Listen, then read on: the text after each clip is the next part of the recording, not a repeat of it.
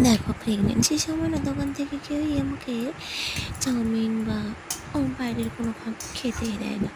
তাই জন্য আমি রাগ করে আজকে বাড়িতে বানিয়েছি চাউমিন।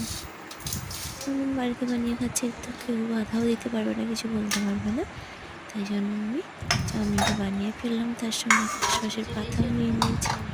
এবার আমি ওটাকে মিশিয়ে ওর সঙ্গে খাবো। আর হ্যাঁ, তবে কি বলতো, আজকে বানিয়েছি, তোমরা আমার মতো কে কে চাউমিন খেতে পছন্দ করবে, বাইরের খাবার খেতে পছন্দ করো বলো। আর হ্যাঁ, প্রেগনেন্সিতে না তোমরা বাইরের খাবারটা খাবে না কেউ, তাহলে শরীরটা অসুস্থ করতে পারে। আর এই সময় শরীর অসুস্থ হলে যারা মা হয় তারাই বোঝে যে কতটা কষ্ট হয়। আমি তখন চাউমিনটা নিয়েছি, কিন্তু তার পাশে একটু পান্তা ভাত নিয়েছি, যাতে একটু শরীরটা যাতে খারাপ হলে পান্তা ভাতটা একটু খেলে শরীরটা ঠান্ডা থাকবে, ওই জন্য একটু গন্ধকুটি লাগে না।